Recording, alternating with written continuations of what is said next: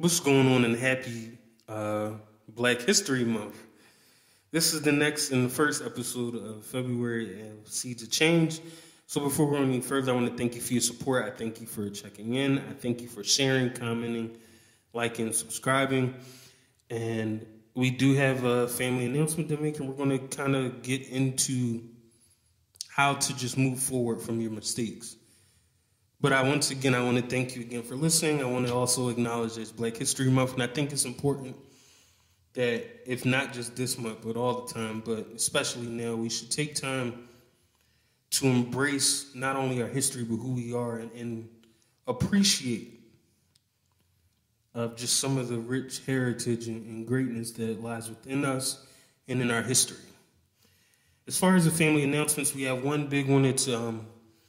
It's actually a Black History celebration at Society for the Helping Church on 1323 West Susquehanna Avenue, Philadelphia, PA 19122.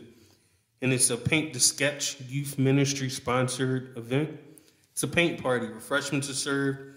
You take the sketch with you. There'll be fun, raffles, and games on February 25th, 2023 from 11 a.m. to 4 p.m.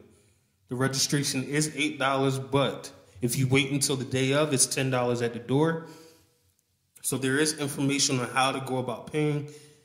I would recommend you do it ahead of time just to save yourself a little of the hassle and the money.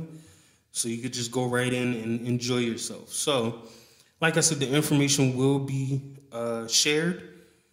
And please come out and support. Make sure you mark it down on your calendar on the 25th that you already had plans, that you are not available for any other suggested plans that might come up because you're heading to this event on the 25th.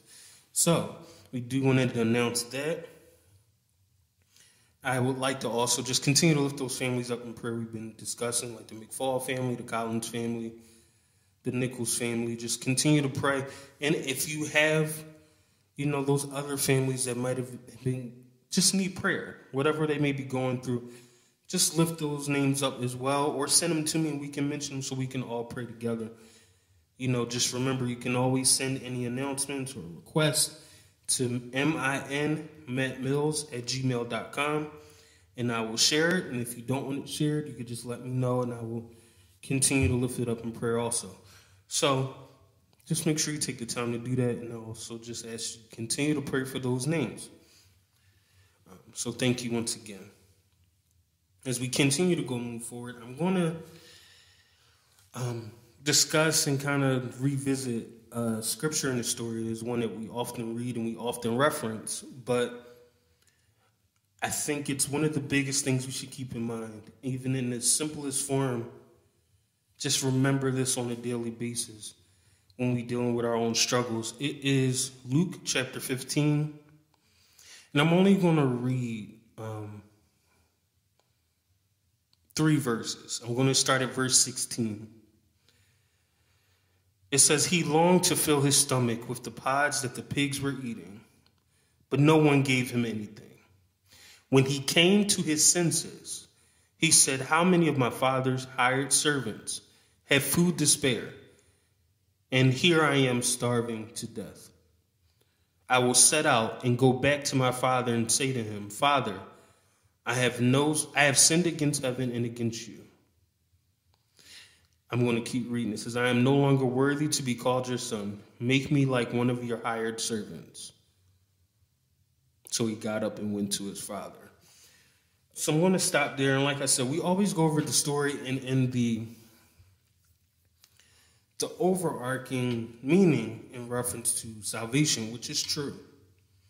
But I think if we remember this even on a smaller scale, it is something that might be encouraging on our daily life. And the reason I say that is, for me, and probably for most people, when you make a mistake, it's very hard to acknowledge that you have. In some ways it is. Sometimes we can apologize and keep moving forward. But I mean something you were invested in. Something that you really thought was going to manifest didn't. How many of us have that boldness to realize that we were wrong and then try to correct it? Not beat ourselves up too much or be so prideful that we stay in it, but we correct it. We have to think about it in his perspective that he said he wanted what he was owed and he was going to go enjoy his life. And many of us might not have done it to that extent, but many of us might have made a decision that we thought was going to be the next thing for our lives, that was going to be the foundational catapult to where we were supposed to be, whether it was success, riches, our purpose. We oftentimes might make that step that we think is going to be the step. And then it's not it. Or even on a smaller scale that someone might tell you what they think is the better way, but you say, no, this is it. I'm going to go do this. I'm going to go do that. I'm going to go buy this. I'm going to handle it this way because I think this is how it should be handled. And then it doesn't work out the way you thought it would.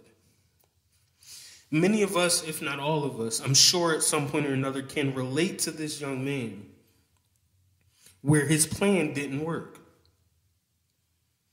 And I know for me, I like to be in control. I like to, I like to have things fixed. I like to have things planned and organized that if I develop a plan that I'm working towards, I want it to be executed that way. And sometimes that's not how it goes. I shared it last week, even something as simple as an appliance. I thought my way was the best way. But then it didn't work out how I planned, and then I had to take extra steps to correct it. And it might not be that drastic. It could be something as simple as a relationship where you say you were looking for something and they told you where it might be, or you thought they moved it, and then you realize it was you. Are you willing to fix that and go correct it? Many times, when we're faced in these type of situations where we have the light bulb moment that our way didn't work, that our plan didn't execute how we thought it would, we are faced in a similar situation where we're lacking something, and then we're brought to the realization it didn't work. This young man realized this and said, well, this situation I'm currently in still isn't working for me. So I'm electing to swallow my pride and correct this matter. And the reason I wanted to focus on this part of the story because sometimes that's the hardest decision. Because it's easy for us to work on something we think is going to work. But sometimes you get so deep into your mess that when you realize it's not, we don't have the boldness and the transparency to switch directions. Think about it. One of our biggest statements, you made your bed, you got to lie in it. And to some extent, I get that you're saying you have to deal with the consequences of your actions. It's very true. But if you made your bed and you realize it's not the bed you want to be in, and you know of a better way to make it, why not change it? Many times we might find ourselves in situations where we did it one way, or we did it the way we thought it was supposed to be done, or we did it because that's the way my father or my mother or my friend or my brother would do it, and it did not work. And then we have the ability to change directions. And because we think we are in it so deep, we have to stay in it. I'm here to tell you don't. Think about this story. This man got his inheritance thinking it was his, blew it all, and found himself in this situation with animals at his lowest point. When he realized that there was a better opportunity present, and that's why I want to pose that. Because based on the scripture, when he realized there was a better opportunity available, he went. So I want to take this time to focus on this because in this journey, and when you receive vision and you write vision and it's not always easy and you make mistakes, don't stay there.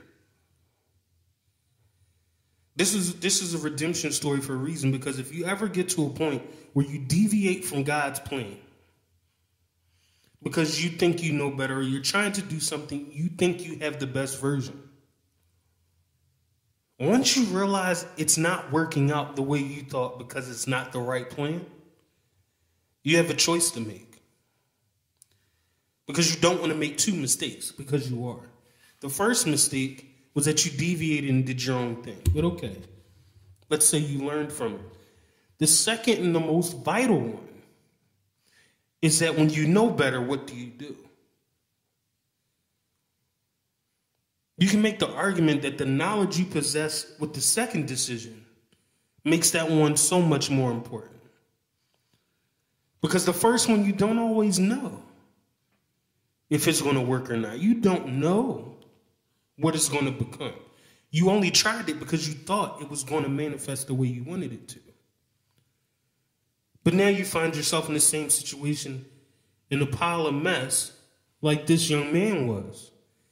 But you have the knowledge to know there is a better circumstance available. And I'm sharing this because it came to me that I would often beat myself up and become frustrated off of mistakes, like I talked about last week. But when I find myself and my plan did not execute the way I desired it to,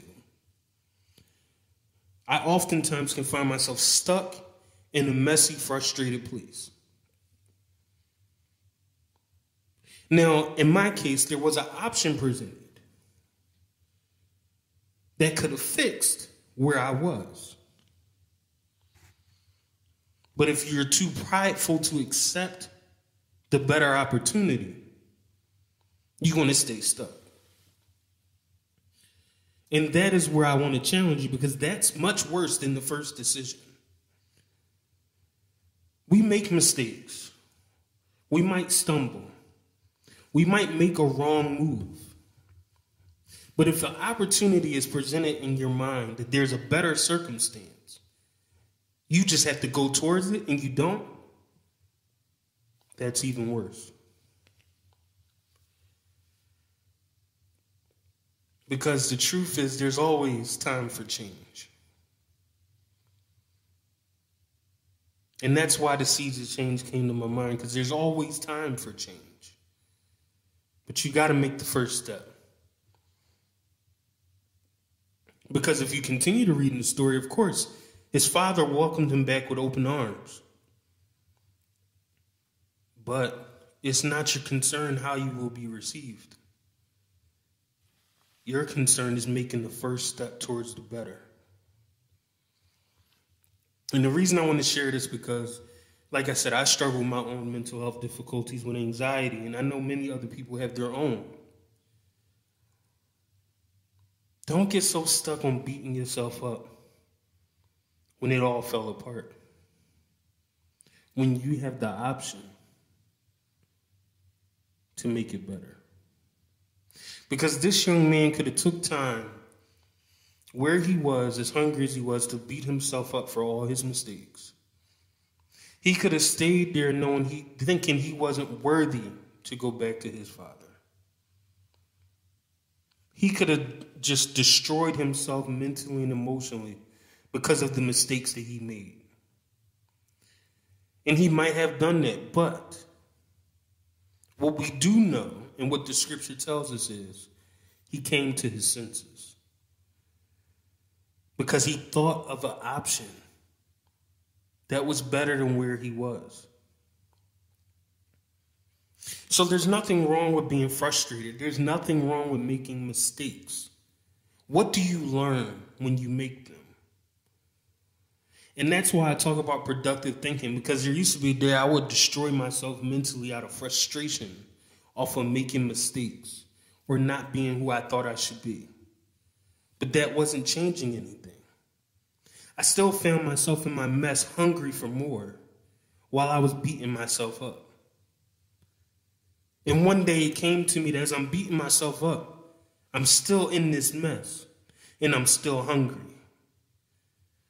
At some point, I had to come to my senses to realize if I go this way, it's going to be better than where I currently am.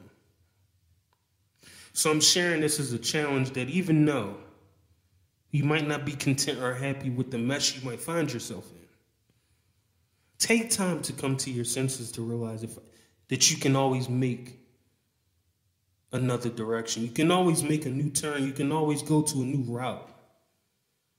Because God will be there in open arms. So when you make mistakes, when you make errors, when you know you've done something wrong, don't be too prideful to apologize. Don't be too prideful to correct it. Because you don't know what can come of your correction. You don't know. Don't be too prideful to stay where you are because it's tradition. Or what you used to. Or how we like to say, oh, I'm too invested in it now. I gotta see it through. No, you don't.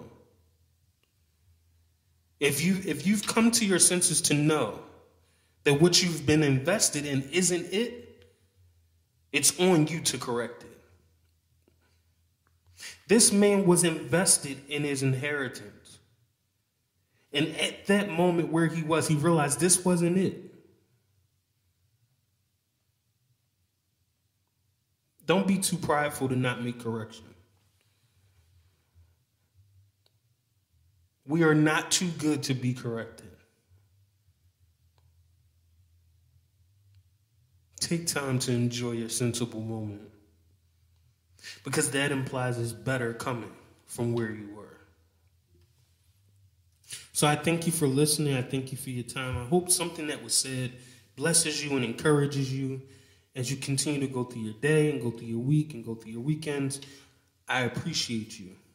Don't forget to subscribe. Make sure you look below and hit the subscribe button. Make sure you comment. Like I said, I appreciate all of your love and your support. And I hope that you continue to have a blessed day. Remember to make the most of your time because it's the one thing we can't get back, but it's also the one thing you can make the most of. So thank you again, and I hope that you enjoy the rest of your day.